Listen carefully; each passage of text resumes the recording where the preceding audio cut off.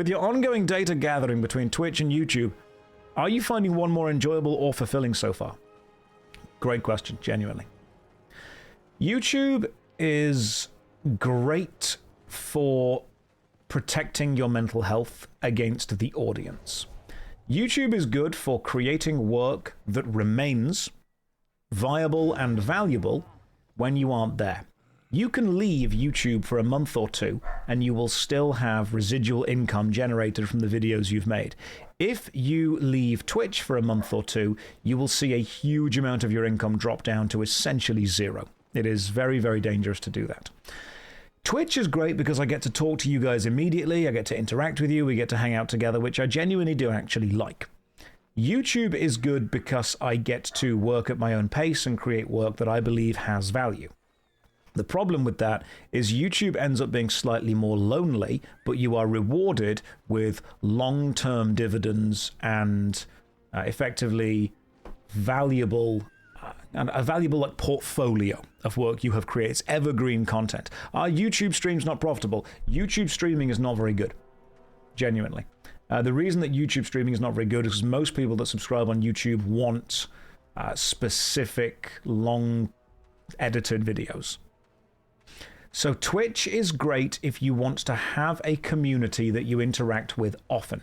YouTube is great if you want to have a bank of work that you are able to engage with and allow to exist outside of your individual day-to-day work, if you will. The problem, it's people have all said to me on the YouTube comments, it's a pipeline that you go from YouTube to Twitch. I wouldn't necessarily say it's a pipeline, but I would say that there is an appeal to one if you do the other for a lot.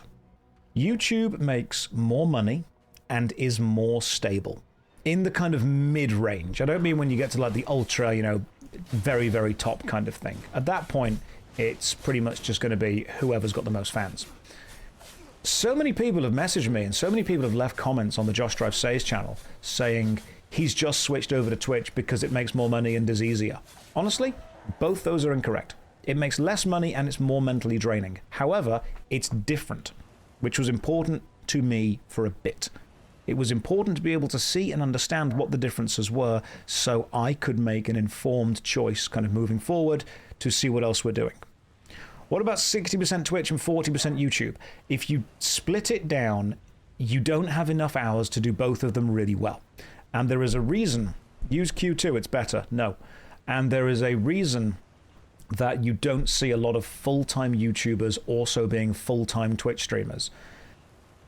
It's kind of like, do you want to do one thing really well, or do you want to do two things kind of badly? And if you do two things kind of badly, you end up harming yourself. Never half-arse two things. Whole-arse one thing. That's what we should be doing instead. So people have said to me, oh, why don't you just do like 3 days of YouTube and 3 days of Twitch? Okay, cool. So 1 day off a week, that's going to get quite mentally draining. But if I do 3 days of YouTube and 3 days of Twitch, we're not streaming enough to build up a solid, reliable Twitch community, and we're not putting enough time into YouTube to release at least one video a month. At that point, we are harming both of those choices.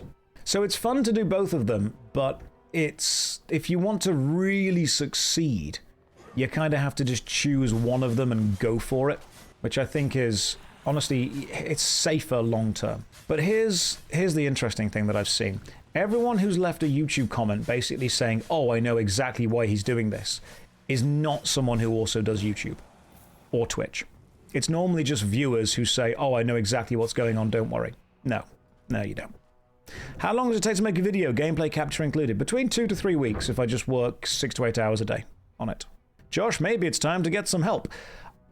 I have had this conversation so many times, but I will have it again because you haven't had the conversation before and you need to understand why I've had it so many times. The amount of time it would take for me to explain to an editor what I need them to do and what footage relates to what part of the script, it would take me so long and there would be so much back and forth and there would be so much double checking with everything that it would straight up be quicker for me to just do it myself. I would have to send an editor 1 to 150 hours, well, 100 to 150 hours of footage.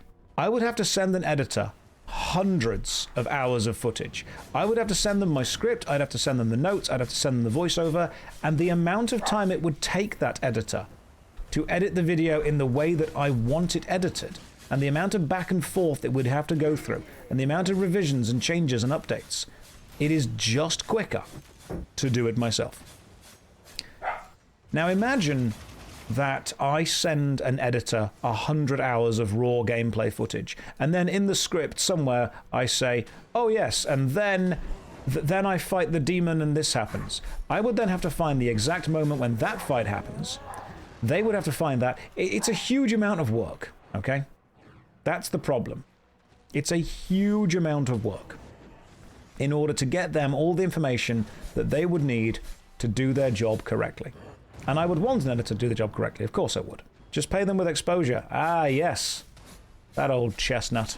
There's people that have done creative kind of work before. Would it be like something you invest in once with the editor and it progressively becomes less and less time you need to invest and use them if they stay on, like if you had one, invest in the editor? I mean, potentially hacks, but let's say that you're editing and I send you all the stuff, all of this, all of that, all the other. Unless you can edit it in a week, I could edit it in a week. And if I'm paying you fairly and it takes you 3 weeks to a month to edit, if I'm going to be fair, am then paying between £1,000 to £2,000 per video. So you have to also weigh up how much time is this going to take me, how much time is this going to take an editor. I don't mind editing. Genuinely, I don't mind doing it. It's a lot of work, don't get me wrong, but I don't mind doing it because the time that I can save is, at that point, honestly kind of worth it. I have worked with editors before and it's always difficult and different because then, let's say that an editor sends me a full edited video back. I then have to watch the entire thing, which is normally between an hour or two. Then I have to send it back with notes. Then they have to send it back with, hey, here's how we've changed it. Then I have to watch it again and send it back with notes. They're like, hey, here's how we've changed it. Then I watch it. Then they send it back with notes. Then here's how we've changed it. If I'm watching this video 4 or 5 times before we approve the final edit, why am I not just editing it? If I'm putting that much back and forth into the process, why am I not just doing it? But I think one of the biggest things to me is that when I'm editing something myself directly, I actually find it a lot easier to do. Why am I always washed out in the webcam? Because the lighting in this room isn't very good. If I were to say, okay, cool, let's take Tenchu 2. I finished Tenchu 2, I sent it to an editor. The editor wasn't able, unfortunately, to get it back to me in time because stuff happened in their own life. I totally understand. But I then had to edit that video as quickly as I could, but I couldn't remember where things happened in the game.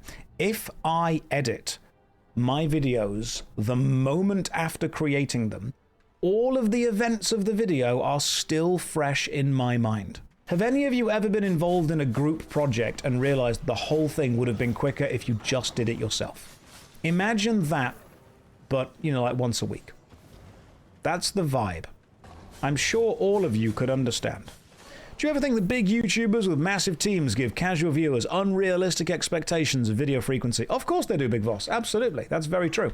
But yeah, without a doubt, there is this whole idea that, just a small bean, just a guy in the room by themselves is able to put out stuff that's as equal to and as powerful and as good as teams with hundreds of thousands of pounds behind them.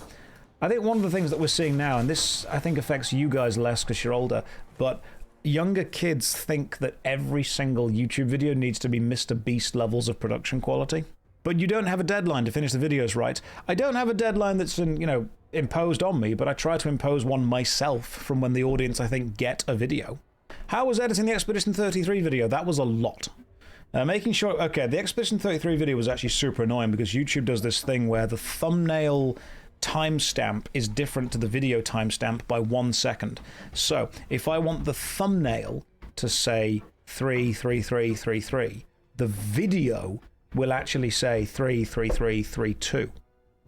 And if I want the video to say 33333, then the thumbnail will say 33334. So you have to decide exactly which one. And I thought, from what I remember, that having the thumbnail be... I learned that after several upload attempts. What is he talking about? So I have a video on Expedition 33. And in order to get the gimmick about the Expedition 33 video to work, I wanted the video to be exactly 3 hours, 33 minutes, and 33 seconds long, which shows you that in the timecode. And YouTube actually adds a 1 second difference between the timecode that you see and the timecode that is on the video. Have I played Skyrim? Yes, I was alive in the mid-2000s. Anyway, I think what I will do is I will probably at some point return to making YouTube videos over Twitch streams because 1, a lot of people have told me they prefer the YouTube videos over Twitch streams. 2, they make much more money. And 3, they are honestly way less mentally draining. I love Twitch streaming, but I think it should probably be something that I do to augment YouTube. And it should not be something that I do to replace it. And I think after Twitch streaming for about 3 months solid now, I mean, I enjoy them, don't get me wrong, but there is a very different vibe to Twitch streaming to YouTube video making. How much impact did the window cleaner have on my decision to play FF14? I didn't want them to see me in cat ears, that's all it was. You know, it's purely worry on my part. So I would love to be able to just Twitch stream casually and have a kind of enjoyable time with it. But when you turn it into your job, when you turn it into the thing that you absolutely have to do every time without fail, there is a much more stressful energy to it, if that makes sense. Constant Twitch chat does have the effect of the dripping that hollows out the stone. That's a great way of putting it, feeling. Another thing that I think people forget about, and this is something that will impact me, is genuinely, I do have a limited amount of stuff that I can talk about. Like, once I've told you my life story like 5 times, you don't want to keep hearing it. This is one of the reasons that Twitch streamers start to do React content. This is one of the reasons that Twitch streamers latch onto narrative games that they can just play again and again and again. There is a limited amount of stuff that I can tell you before you start going, we've heard this before, you're just saying the same thing. I need to go and have new experiences in life to be able to flesh myself out as a complete person, to come back and tell you all of those stories. If I'm talking for 8 hours straight, 5 or 6 days a week, I'm going to have a limited amount of time to actually do anything new. You should dual stream with YouTube since you have premium. No. I tried dual streaming with YouTube. It actually lost subscribers, believe it or not. So one thing that I will be doing more of is I'll be making more YouTube videos. I'll be doing classic RPGs, classic video games. We'll stick with MMORPGs. I'll probably alternate between Final Fantasy XIV and World of Warcraft. That'll probably be the vibes for what we do. Yeah, YouTube viewers want specific edited videos. They want high quality, high production value edited videos. And to loop this back to a question that was asked earlier, do I think a lot of YouTube videos have quite unrealistic expectations about how high quality a video needs to be and the time it takes to put out? Yes. I'm not saying that they can't be made, but when you only have a couple of people, specifically 1, working on them and making them, it is close. We want Josh to hit 1 million subs. You're so close. 998. I am. You know what? It's really weird. I thought that I would be so much more focused on pushing it to 1 million. And I'm just actually more interested in connecting with the audience that have got me that far already. Josh, I'll be honest, if you dual streams to YouTube, I would watch you on YouTube and not some on Twitch because adblock works over there, lol. Yeah, Voltar, that's why I'm not doing it, because then I would make less money, wouldn't I? You're telling me, hey, by the way, if you did this, I would engage with it because that'd be worse for you. Yes, I agree. You hit 2,500. Congratulations. Well done. It's difficult. It is difficult, so well done with that. You know, I thought I'd be more pushing it to get to 1 million, but I honestly think that I've enjoyed connecting with the audience more, which is important to me. You wanted to be honest about that? Yeah. But Twitch is background noise for a lot of people. There's a saying in radio, dead air is a crime. Twitch is background noise for a huge amount of people. It is difficult to engage in a long-term conversation on Twitch because the audience comes and goes. You have the Ship of Theseus version of an audience. which means that if you talk to someone and then you have the same conversation 2 hours later, you may be talking to a completely new group of people who think completely differently. So you have to try and work out, how are you talking to these people? What kind of conversation do you want to have? YouTube forces you to distill your argument or your discussion or your opinion down, whereas Twitch forces you to keep constantly having an opinion no matter what. You are a performer that streams, not a streamer that performs. Well, that's a nice way of actually putting it. Thank you, I will take that. I'm surprised how many people seem to follow the drama of like 10 plus streamers at once. People want stories. Human beings connect over stories. Stories used to be delivered to us through magazines, through the news, through the radio, through early game blogs and stuff like that. People would read things like Heat magazine and OK magazine and FHM and Cosmopolitan, and there'd always be some celebrity on the front with some picture or other and some kind of dramatic caption, because people in general want to know about other people's lives more than theirs. People want to know about the lives of the rich and famous. They want to know about the lives of the dramatic. They want to know about the lives of the awful. Reality TV has been around for a long time. This is just Big Brother, except there's only one contestant. It's me. I'm in my room, and I'm always going to both equally win and lose, which is interesting.